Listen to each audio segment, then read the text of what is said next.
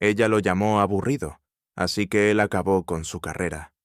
No necesito que me avergüences esta noche. Entendido, dijo, aplicándose el pintalabios como si yo ni siquiera estuviera en la habitación. Solo quédate en casa. Mis clientes son demasiado importantes. Tú simplemente los aburres. Luego, sin levantar la vista, dejó caer la tapa sobre el tocador y añadió: honestamente, es mejor si no vienes. De todas formas, no sabrías qué decirles. Se puso de pie y dio un giro lento frente al espejo, admirándose como si ya estuviera bajo los focos. Sostenía su abrigo. No lo tomó. Simplemente pasó rozándome y dijo por encima del hombro: ¿puedes dejar el vino enfriando? Eso sí. Probablemente volveré tarde o no. Depende de quién esté allí. La vi subir al coche negro, uno de esos largos que la firma siempre enviaba.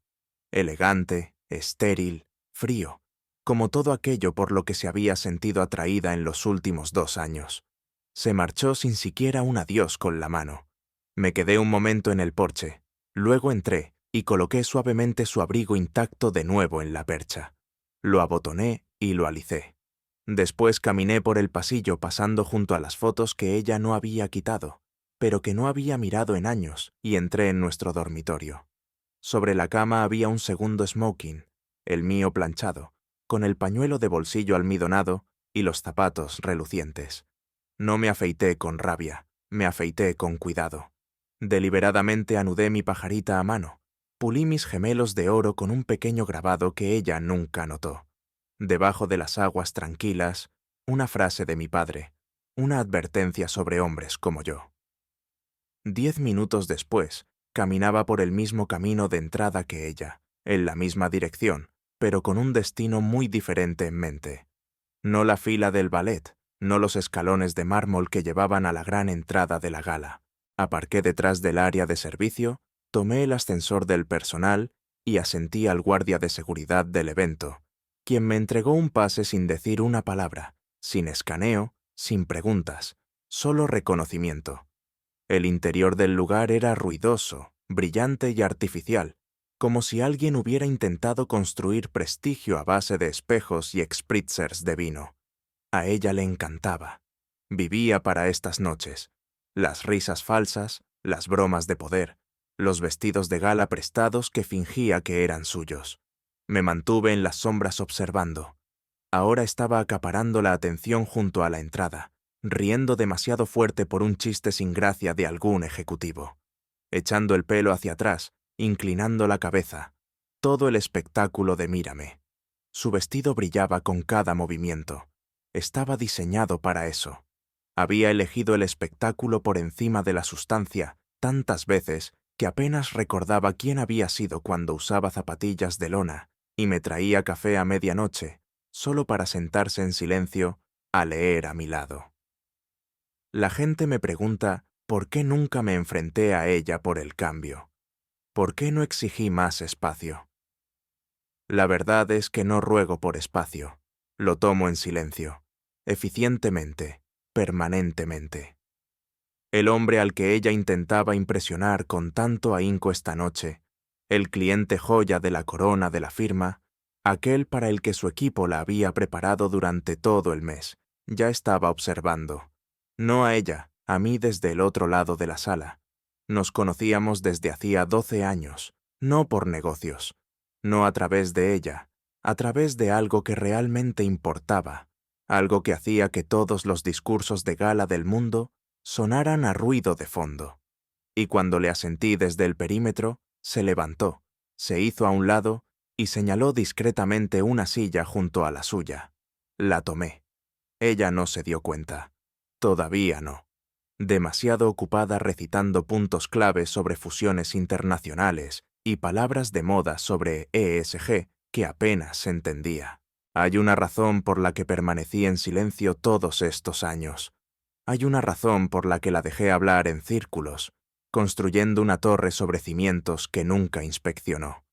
Porque la influencia, la verdadera influencia, no se anuncia, simplemente actúa. Y si has llegado hasta aquí, hazme un favor.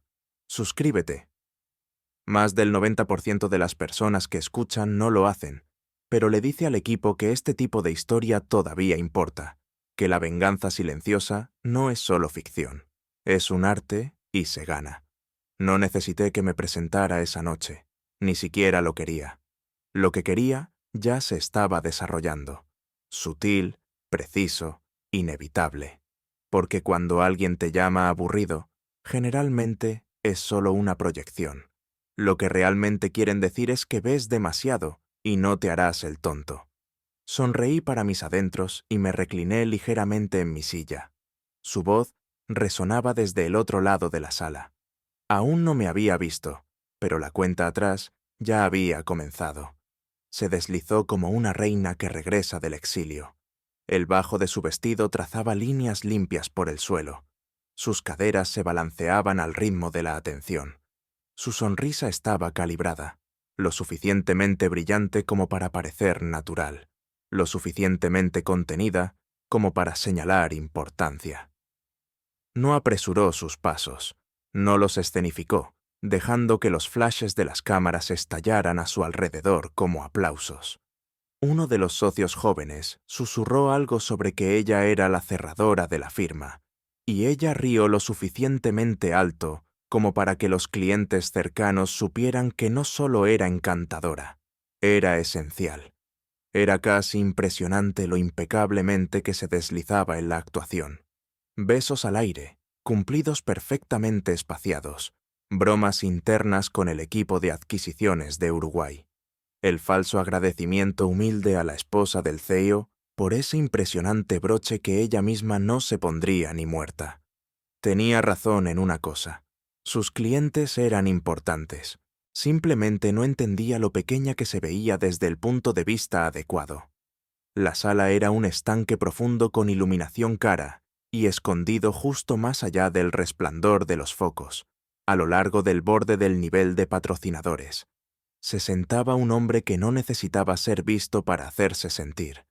Traje gris, punos blancos, un reloj cuya esfera no tenía logotipo, porque todos los que importaban ya sabían quién lo fabricaba. Ese era Roberto Vega, fundador, filántropo multisectorial, técnicamente retirado, pero funcionalmente omnipresente, y a su derecha, apenas inclinado hacia la luz, estaba yo. No sonreí, no levanté una copa, simplemente me senté presente, tranquilo, como alguien que pertenecía allí. Ella no se dio cuenta. Estaba demasiado ocupada con su versión de la diplomacia, hablando demasiado, riendo con demasiada agudeza, prometiendo un acceso que no controlaba. En un momento dado, hizo un gesto vago hacia la sección VIP y dijo algo sobre tener que sentarse más tarde con la gente de ética. Uf.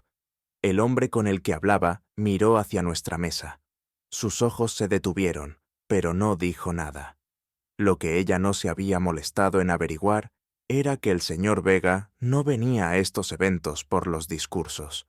Venía a observar, a evaluar, a verificar que las personas a las que se les confiaban sus contratos multimillonarios no solo fueran inteligentes, sino estables. Y mientras ella había pasado meses ensayando su gran presentación, olvidó un pequeño detalle. Él ya había tomado su decisión. No se basaba en su PowerPoint, ni en su lista de clientes, ni en los canapés carísimos que fingía disfrutar. Se basaba en una noche años atrás, una velada privada en la capilla de un hospital después de una pérdida personal de la que ninguno de los dos hablaba en público.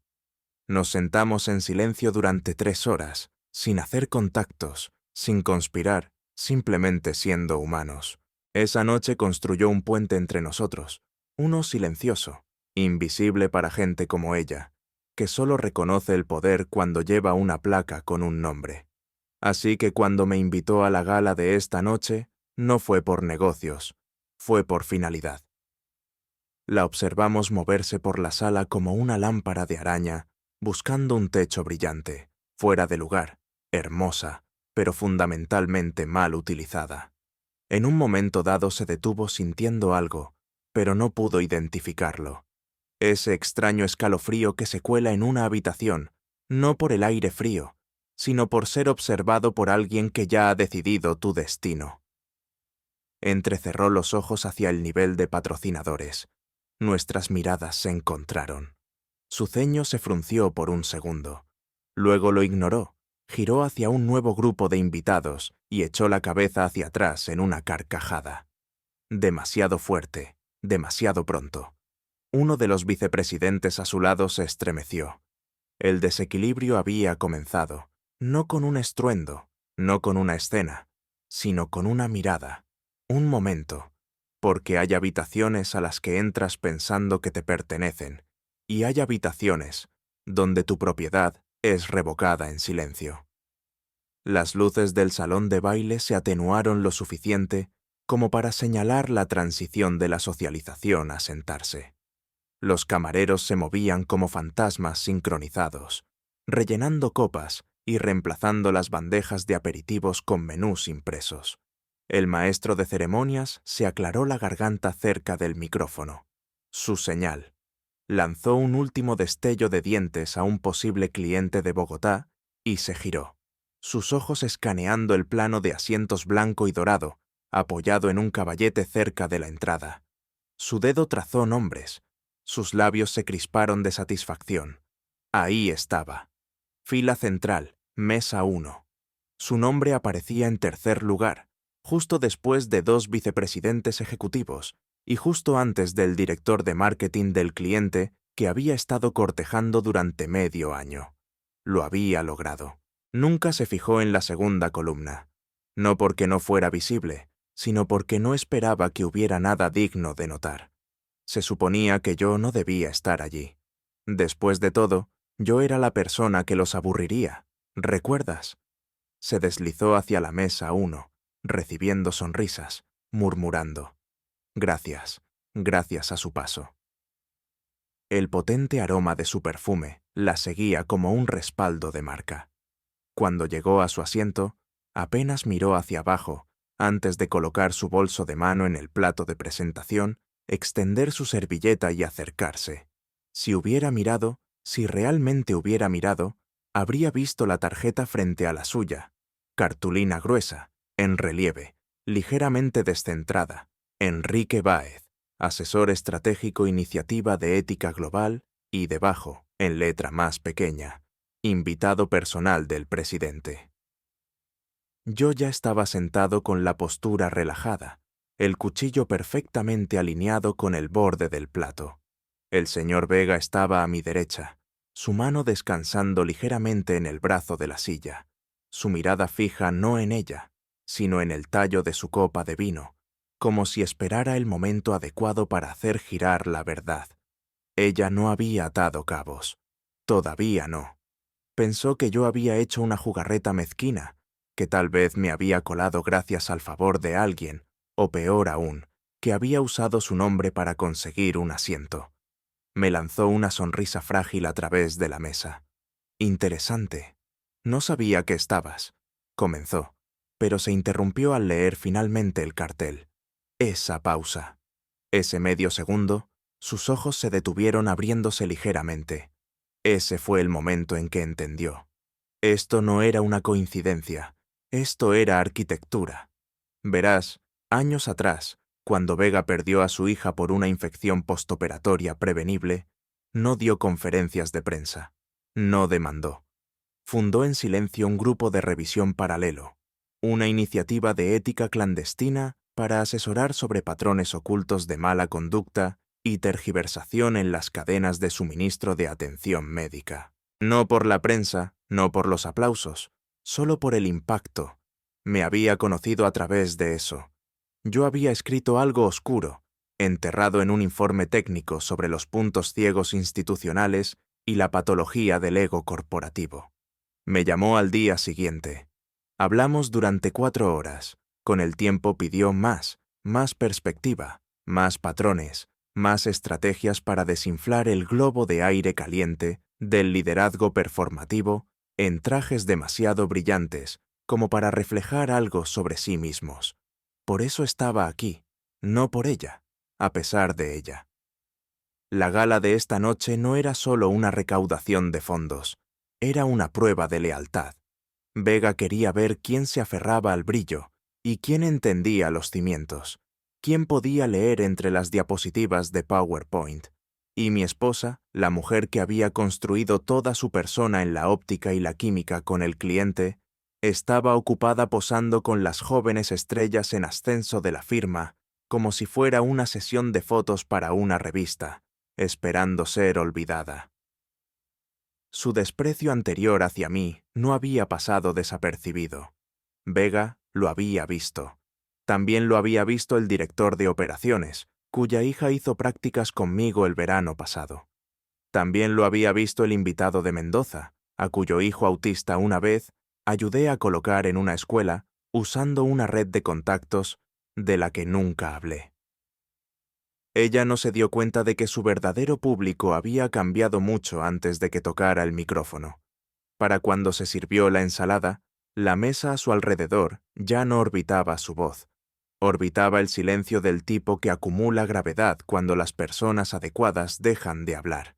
Y frente a ella, yo esperaba, no por venganza, por documentación, porque en salas como esta, el poder no llama a la puerta. Observa y luego te anota. Estaba en su apogeo ahora, el punto más alto de su órbita, circulando al cliente más grande como si ella fuera Júpiter y él solo otra luna que capturar.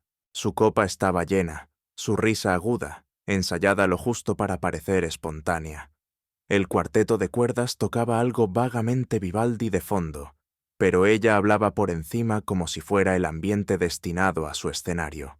La hora del cóctel había pasado a lo que ella llamaba el cierre suave, el momento en que le gustaba atacar con la calidez justa para dejar una impresión duradera, pero no tanta como para parecer ansiosa.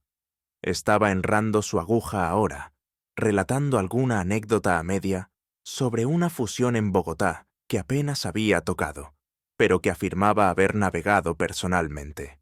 El cliente, el señor Vega, sonrió cortésmente, dejándola hablar. Tenía ese inquietante hábito de parecer amable, mientras archivaba mentalmente cada palabra como evidencia. Ella no se dio cuenta, nunca lo había hecho. Asumía que la ausencia de resistencia significaba acuerdo. Así es como construía su mundo. Entonces se le hizo la pregunta tan casualmente que podría haber parecido una charla trivial para cualquier otra persona. ¿Está su esposo aquí esta noche? Su sonrisa se tensó. Fue apenas perceptible, pero yo conocía su rostro como conozco los planos hasta las líneas de falla. Exhaló ligeramente por la nariz, echó un vistazo rápido a la sala para asegurarse de que nadie demasiado importante estuviera escuchando y agitó su mano de manicura con desdén. No dijo. Los aburriría a todos hasta la muerte. Realmente no está hecho para estas cosas. Lo dijo como una broma, pero con el veneno justo para dejar una mancha. Esperaba una risa o un asentimiento de compasión, tal vez incluso el levantamiento de cejas de la condescendencia compartida. Lo que obtuvo fue silencio. Vega no parpadeó, no rió, simplemente la miró durante un largo segundo, como si volviera a medir algo que se había desalineado. Luego, con la calma de un hombre que firma rescisiones de contratos de $1.000 millones antes del desayuno, dijo: «Disculpe, tengo algo que atender». Y eso fue todo. Se dio la vuelta y caminó, sin prisa, pero con propósito, directamente hacia el anexo lateral donde el personal del panel de ética se había reunido en silencio. La mayoría de los invitados ni siquiera sabían que esa mesa estaba allí. Sin señalización, sin fanfarria, solo un pequeño grupo de personas con trajes negros mate, sin placas de identificación y rostros serios. Se inclinó, habló brevemente con la mujer en el centro y le entregó un pequeño sobre sellado, sin marcas. Ella asintió, lo tomó con ambas manos. La mujer a su lado, un enlace regulatoria de una firma de cumplimiento externa, anotó algo en un cuaderno de cuero. Otro hombre tecleó algo en una tableta. Esto no era drama, era procedimiento. Al otro lado de la sala, mi esposa se rió de algo que dijo un director de marketing y tomó un sorbo de vino, sin idea de que el suelo bajo sus pies acababa de desplazarse 1 centímetro. No lo suficiente como para notarlo todavía, pero ya sabes cómo es en arquitectura. Un desplazamiento de un cimimeros agravado sobre una estructura se convierte en una grieta, y las grietas se propagan. En ese momento, un asociado joven le tocó el hombro y le susurró algo. Su ceño se frunció ligeramente.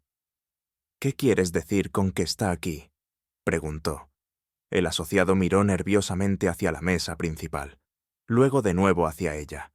Ella se giró esperando a medias alguna interrupción mezquina, tal vez a mí acechando con una copa tratando de hacerme el listo. Pero todo lo que vio fue una sala inmóvil. Vega había regresado a su asiento. Yo estaba allí a su lado. Ninguno de los dos la miraba a ella. Fue entonces cuando empezó a picarle esa creciente inquietud que no podía identificar. Trató de ignorarla, pero algo en la forma en que el personal cercano comenzó a ajustar sus auriculares, la forma en que el director de operaciones no le devolvió el saludo, la forma en que el fotógrafo omitió su mesa por completo. Todo se acumuló en una presión que ninguna cantidad de encanto podía diluir. Lo que aún no sabía, lo que no podía saber, era que el sobre que Vega entregó contenía documentación por la que nunca se había preocupado. Porque cuando construyes una persona para los clientes y tratas tu realidad como si fuera irrelevante, a veces la realidad decide votar. Y esta noche ya lo había hecho. A las 6:45 de la mañana, su teléfono comenzó a vibrar como si intentara arrastrarse fuera de la mesita de noche. La pantalla se iluminó. Eric Palmar, legal. 3 llamadas perdidas, luego otra, luego un mensaje de texto. Contesta ahora. Es serio. Gimió todavía medio borracha de pino llego de la noche anterior. Su rímel se había corrido en la funda de la almohada, y los tirantes de su vestido de diseñador estaban enredados bajo las sábanas como confeti de una fiesta que no podía recordar del todo. Estiró la mano a ciegas y se llevó el teléfono a la oreja. «¿Qué?», masculló con la voz seca y áspera. Eric ni siquiera la saludó. Invocó la cláusula 5C. Silencio. Ella parpadeó tratando de descifrar las palabras a través de la niebla de la resaca. «¿Qué cláusula?». «La cláusula de moralidad», espetó él. «El cliente Vega lo está rescindiendo todo. Salida total. Sin periodo de transición, sin renegociación, simplemente se acabó con efecto inmediato». Se incorporó. La sábana se deslizó de su hombro. «Eso no tiene sentido, Grazo. Acabábamos de él. Se estaba riendo conmigo anoche. Probablemente sea un malentendido». Hubo una pausa en la línea. Luego él dijo, y cito, «Es por su esposo». Ella se quedó helada. «¿Qué significa eso?», susurró. «Esperaba que pudieras decírmelo», dijo Eric, su voz tensa, como alguien colgando de un acantilado con una cuerda raída. Porque cuando pedí una aclaración, envió una invocación formal con marcas de tiempo, declaraciones de testigos invitados y evidencia fotográfica de la gala. Está activando un protocolo de desvinculación total bajo la 5C, incumplimiento moral y de reputación a través de un representante interno. Te nombró a ti, pero no hice nada. Dijo que tu conducta hacia tu cónyuge violó el estándar de ética social de la firma, que el lenguaje que usaste anoche constituyó lo que él llamó, déjame revisar, borrado social deliberado, de un asesor de ética interno que estaba presente por invitación personal. Sintió como si estuviera cayendo, como si la habitación se inclinara a 5 grados a la izquierda y no se detuviera. Ni siquiera sabía que él estaba. «Esa es la otra cosa», intervino Eric. «¿Quién demonios es tu esposo?». Abrió la boca, la cerró, porque en ese momento se dio cuenta de que en realidad no sabía cómo responder a eso. No la versión del que sonreía cortésmente en las cenas de la junta y sostenía su abrigo cuando recordaba traerlo, sino la otra versión, aquella sobre la que había dejado de hacer preguntas años atrás, la que pasaba largas noches en su estudio, leyendo cosas que no encajaban en su mundo, la que se había burlado por pensar demasiado, por vivir como un monje. Esa versión acababa de detonar su carrera con una sola palabra, Cláusula 5C. Una parte polvorienta y rara vez utilizada del acuerdo maestro que la firma había incluido años atrás a petición de Vega, principalmente como una formalidad, una cláusula destinada a dar a los clientes principales una salida elegante si un representante de la firma se involucraba en una mala conducta. No criminal, solo perjudicial, y nadie la usó nunca. Hasta ahora yo no lo sabía, susurró. No era mi intención. Él dijo que eso lo empeora, respondió Eric Seck. Sus palabras exactas. Si no sabía quién era su esposo, no debería haber construido su carrera fingiendo que sí lo sabía. Su estómago se retorció. «Puedo arreglar esto», dijo rápidamente. «Podemos programar una llamada». «No», interrumpió Eric. «Es demasiado tarde. Ya ha informado a otros 2 clientes. Uno de ellos está revisando sus contratos. La Junta está convocando una sesión de emergencia al mediodía. Estamos enfrentando una reacción en cadena aquí». Pero fue solo un comentario. Siseó de repente enojada. «Una broma. No golpeé a nadie. No robé nada. Hiciste algo peor», dijo Eric con la voz baja. «Ahora hiciste que la persona equivocada se sintiera pequeña en público con testigos. Y el hombre sentado a su lado era alguien a quien nunca deberías haber ignorado». Cerró los ojos con fuerza, el corazón martillando. «Tienes que adelantarte a esto», añadió. «Averigua quién es tu esposo. ¿Qué le dijo a Vega? Porque ahora mismo estás perdiendo la cuenta más grande de la zona norte, y no es por un acuerdo, es por ti». Colgó. Ella se quedó sentada allí, el teléfono resbalando de sus dedos, escuchando el zumbido de su propio pánico llenar la habitación como estática. Se le secó la boca, agarró su portátil, lo abrió, escribió su nombre, y los resultados de la búsqueda no decían acompañante, no decían esposo, decían asesor estratégico senior, iniciativa de ética global. Se desplazó y se desplazó, informes, paneles, discursos principales, auditorías de ética, informes de política exterior, y en el centro de varios, su esposo, silencioso, de mirada aguda, con gente que ella no sabía que existía. Y entonces se dio cuenta, no se había casado con un accesorio, se había casado con un bisturí, y anoche le entregó el objetivo. A las 10:13 de la mañana, la carta oficial ya estaba en la bandeja de entrada de todos los socios. Asunto: notificación de invocación de la cláusula C, terminación inmediata del compromiso.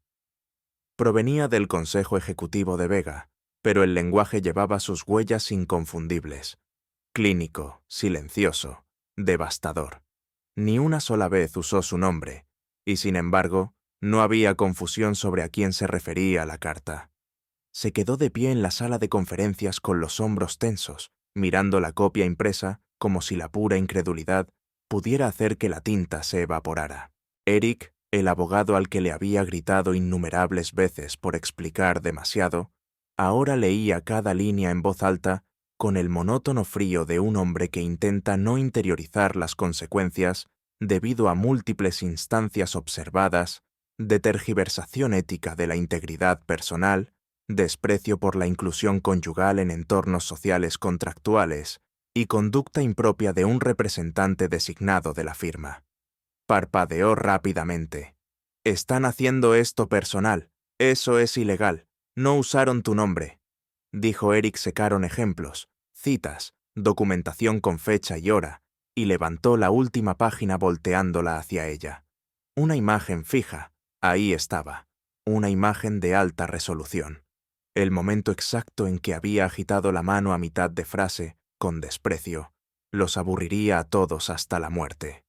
Su expresión era divertida, despectiva, altiva. Detrás de ella, desenfocado pero inconfundible, estaba sentado Vega, con los ojos bajos, la boca en una línea firme, y a su lado, ligeramente apartado, estaba yo. Nadie dijo nada. El único sonido era el zumbido del aire acondicionado y el silencioso barajar de papeles.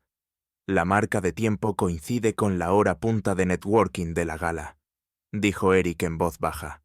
Esto no fue un accidente. Planeó esta carta en el momento en que ese sobrellegó a la mesa de ética. Esto es Vega diciendo, vimos, recordamos y no lo toleramos. Intentó reír, pero se quebró a mitad de camino. ¿Y qué? Me están despidiendo porque no le besé el anillo a mi esposo en público. Es ridículo. Yo construí la mitad de nuestro negocio. No, dijo otra voz. Un socio, mayor, calculador, ya a medio camino de distanciarse de su destino. Te están despidiendo porque nuestro cliente insignia acaba de etiquetarte como un riesgo. Lo hiciste quedar en ridículo. Ignoraste el protocolo y, lo peor de todo, leíste mal la sala. Se volvió hacia él. Me está castigando por ser honesta. No, dijo el socio de nuevo, esta vez con un filo en la voz. Te está castigando por ser pequeña. La palabra quedó suspendida en el aire como plomo. Al otro lado de la sala, otro socio hojeaba el anexo de la carta que incluía documentación interna que Vega aparentemente había recopilado sobre varios representantes de la firma, pero la suya, era la sección más larga.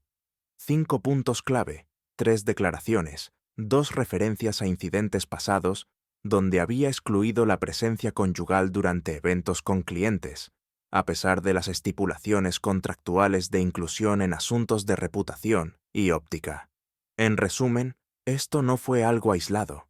Esto era un patrón que habían pasado por alto o ignorado porque ella había estado rindiendo bien, trayendo números, organizando galas, escalando.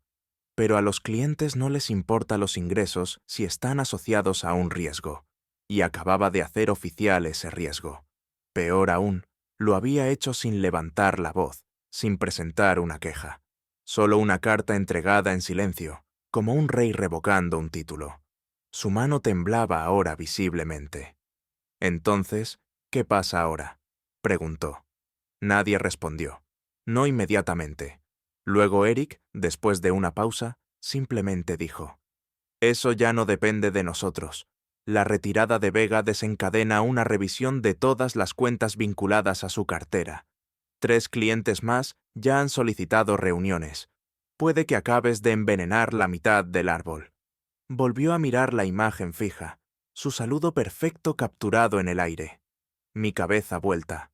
Un solo segundo congelado para siempre. No un escándalo, no un crimen, solo un gesto. Y el hombre a su lado negándose a dignificarlo. No hay titulares para eso, ni demandas, ni arcos de redención. Solo la comprensión silenciosa de que en un mundo construido sobre la percepción, un momento de arrogancia fotografiado, con fecha y hora enmarcado contextualmente, puede reducir una década de ascenso a un memorando de salida. Se sentó. Nadie se lo dijo, pero todos entendieron. El verdadero veredicto ya había sido emitido, y el hombre al que había llamado aburrido ni siquiera había hablado. La llamada llegó justo después del mediodía, no de recursos humanos, no de su asistente, directamente desde la oficina del socio director. Sin asunto, sin preámbulo cálido, solo un correo electrónico de 6 palabras. Se requiere su presencia.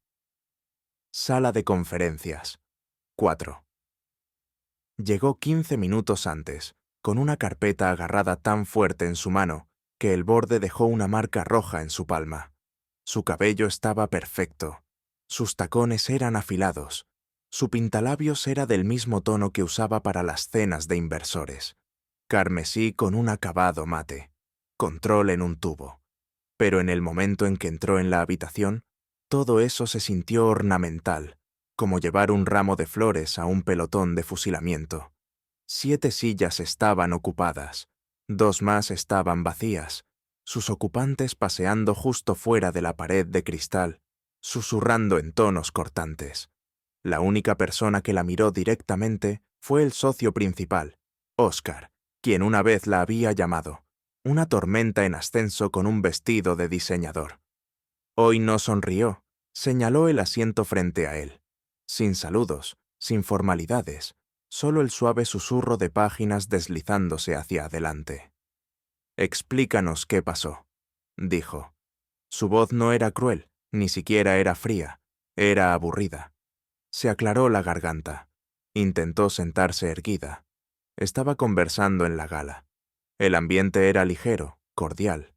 El cliente preguntó por mi esposo. Yo hice una broma de que los aburriría hasta la muerte. No fue nada serio. Ni siquiera se suponía que estuviera allí. Las palabras se sentían más delgadas cuanto más tiempo flotaban en el aire.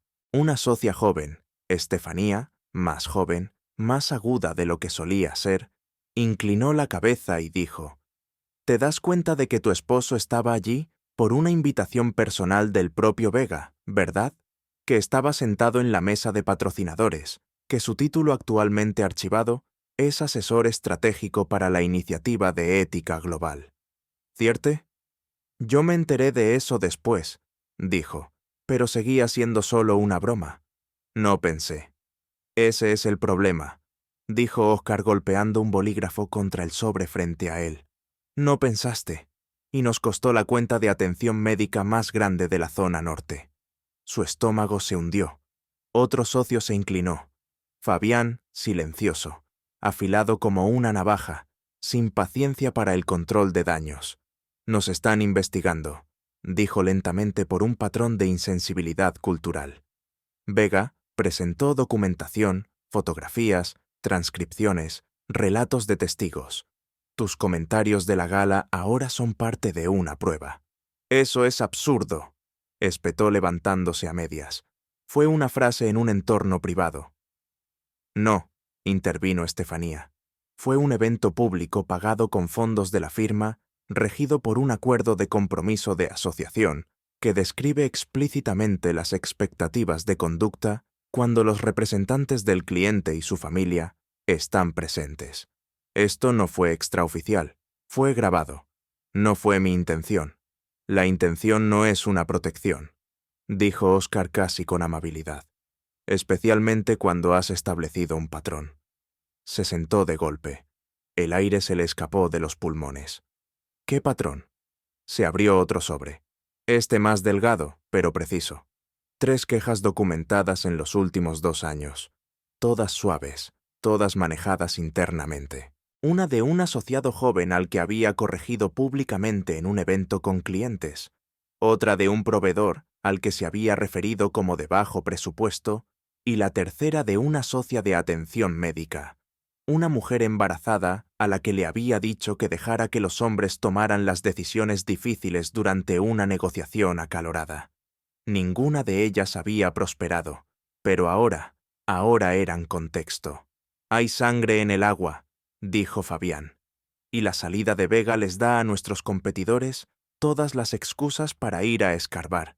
Se nos está pidiendo que presentemos una declaración de valores internamente, públicamente, y ahora mismo tú eres la mayor amenaza reputacional para esa alineación». Sacudió la cabeza, la voz quebrada. «No lo sabía. No sabía quién era el Parag. Ni siquiera sabía que me estaba observando». «Esa es la ironía», dijo Oscar. «La persona que creías que era irrelevante resultó ser la bisagra sobre la que giró la puerta». Silencio. Finalmente, Estefanía se inclinó hacia adelante, suavizando su voz lo suficiente como para torcer la hoja. «No perdiste un cliente, perdiste la sala. No se votó ese día. No era necesario. La reunión terminó con una sola línea de GAR.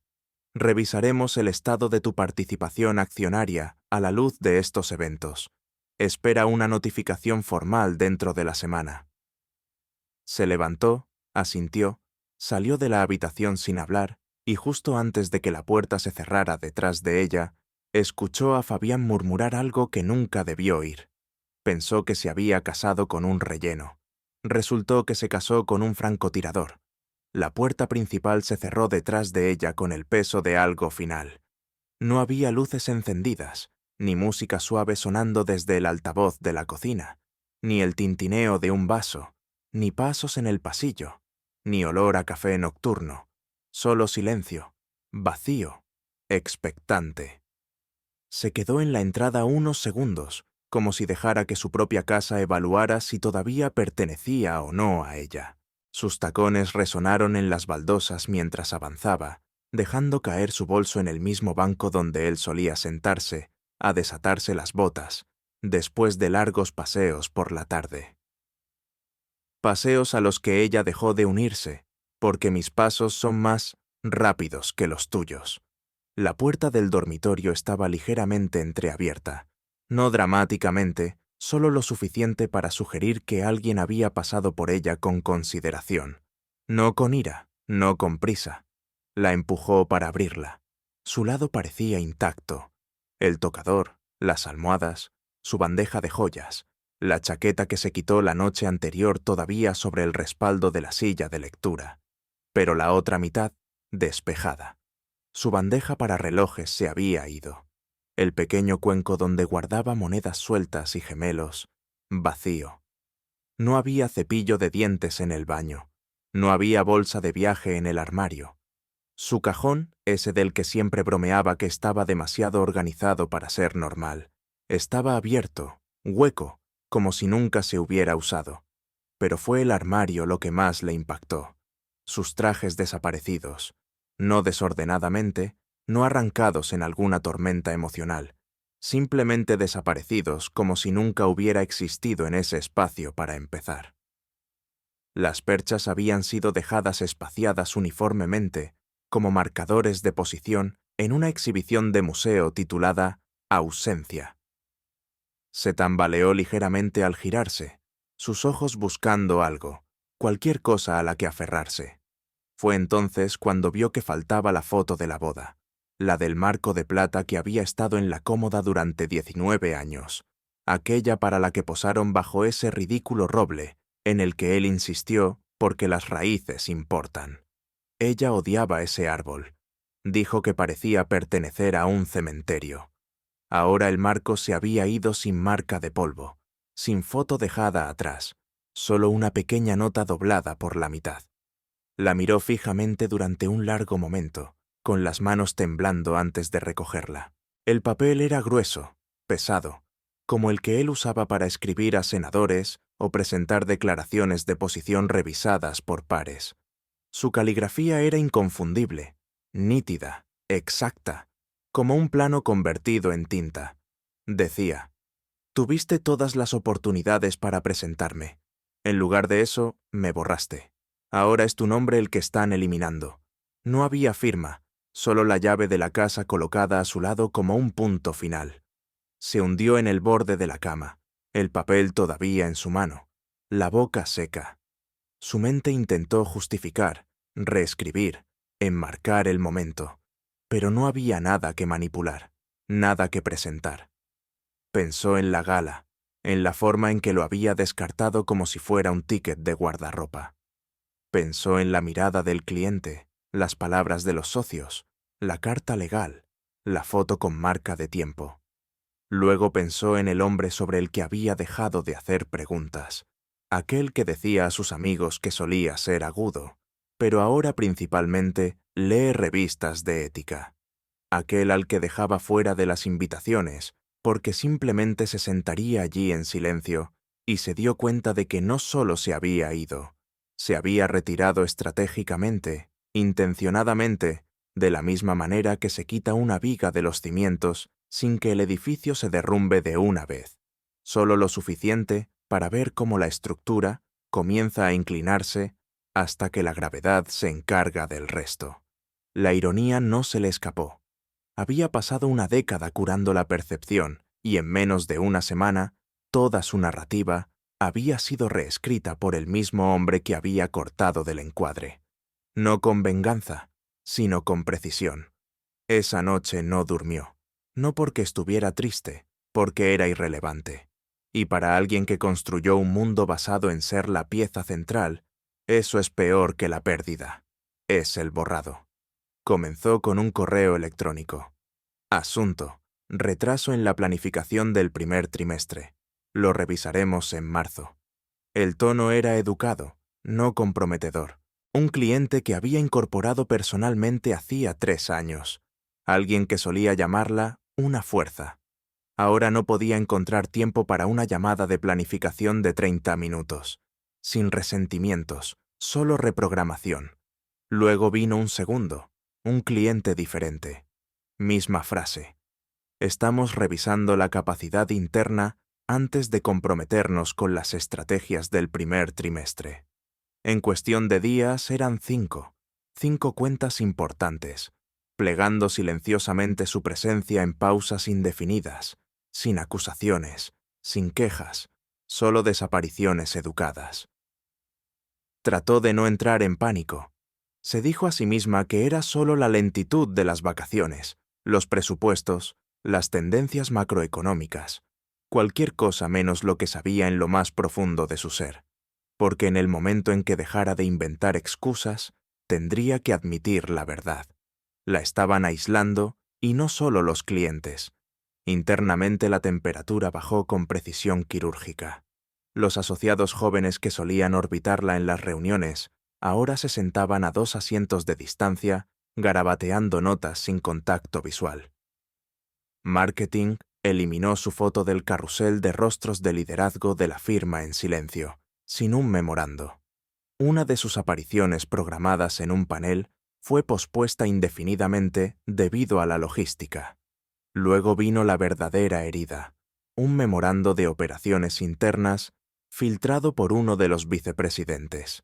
Ni siquiera estaba en copia. Un colega se lo reenvió. Asunto en blanco.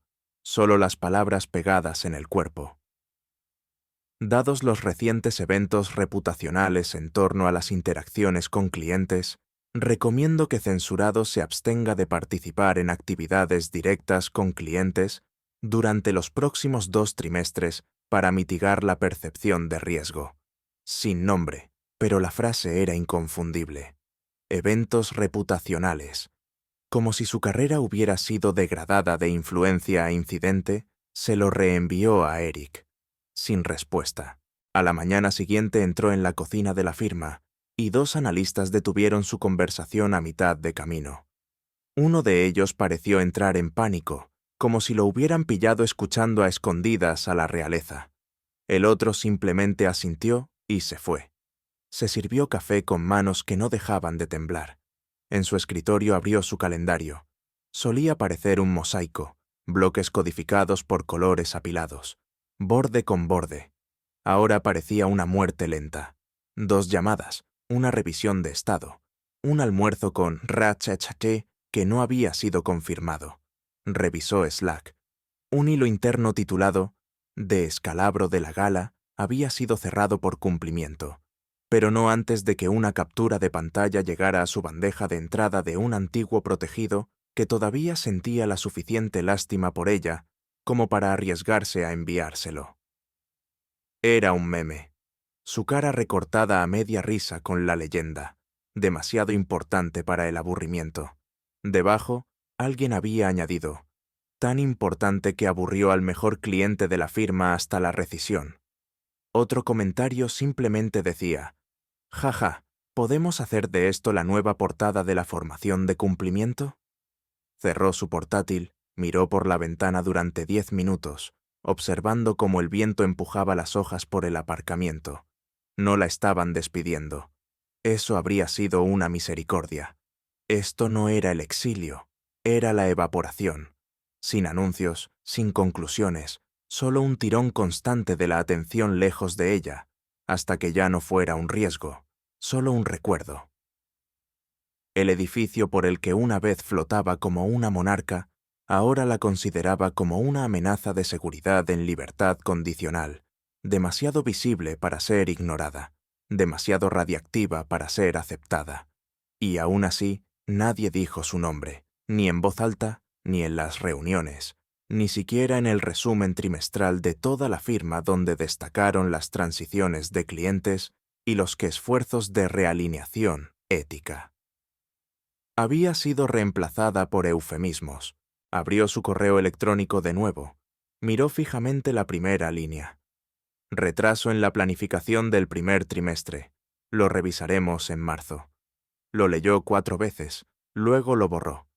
No quedaba nada a lo que responder. 3 meses después, en el salón de baile de un hotel a 3 estados de distancia, su nombre fue pronunciado de nuevo, pero no de una manera que lo restaurara. La cumbre era solo por invitación ética, gobernanza y liderazgo estratégico. 45 ponentes, durante 3 días. Un espacio de discurso principal reservado para un hombre que la mayoría de los asistentes no conocían hasta que lo buscaron en Google. Enrique Báez, asesor estratégico, Iniciativa de Ética Global, antiguo arquitecto. Fuerza actual. Se enteró por accidente. Un ex-colega le reenvió el programa de la cumbre con un mensaje de 2 palabras. ¿Adivina quién? Al principio no lo creyó. Luego vio el tema integrando la influencia silenciosa en la cultura estratégica. Sonaba como algo que él escribiría, algo que él diría. Se dijo a sí misma que no vería la transmisión en vivo. Pero en el segundo día de la cumbre, después de 2 tazas de café y una mañana inquieta paseando por su apartamento, abrió su portátil. Subió al escenario con la misma expresión tranquila que solía tener leyendo el periódico antes de las reuniones, sin bravuconería, sin frases para buscar el aplauso, solo quietud, una gravedad que no necesitaba decoración. Y cuando comenzó, no se presentó con títulos, comenzó con una imagen. Apareció detrás de él en la pantalla una toma amplia de un salón de baile de gala. Lo reconoció al instante. Los candelabros, los números de las mesas, la paleta de colores.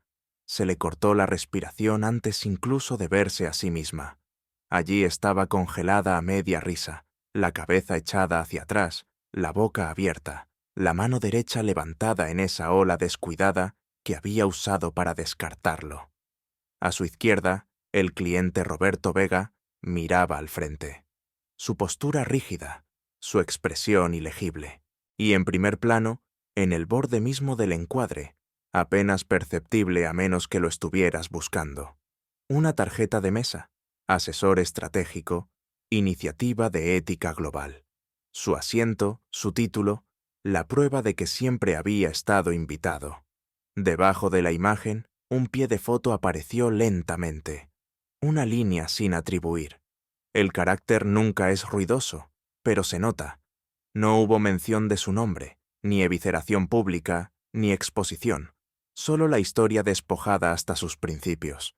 Habló durante 30 minutos sobre la responsabilidad, sobre el peso silencioso de la observación, sobre cómo el liderazgo no siempre se trata de quien habla, a menudo se trata de a quien se ignora. Describió estudios de caso, en plural, hizo referencia a patrones de comportamiento. Nunca dijo su nombre, nunca tuvo que hacerlo. Pero todos en esa sala vieron la imagen, vieron su rostro congelado en la actuación, vieron el silencio de Vega, vieron la tarjeta del asesor cuidadosamente posicionada, como la puntuación en una frase que ella nunca supo que estaba escribiendo. Y ella observaba desde su apartamento, envuelta en un cardigan que todavía olía el perfume que ya no podía permitirse, mirando la pantalla como si pudiera parpadear y darle un final diferente. Pero no lo hizo. Terminó su charla con un aplauso silencioso. No atronador, no dramático, sino respetuoso, ganado. El moderador le dio las gracias. Él asintió una vez, salió del escenario y eso fue todo.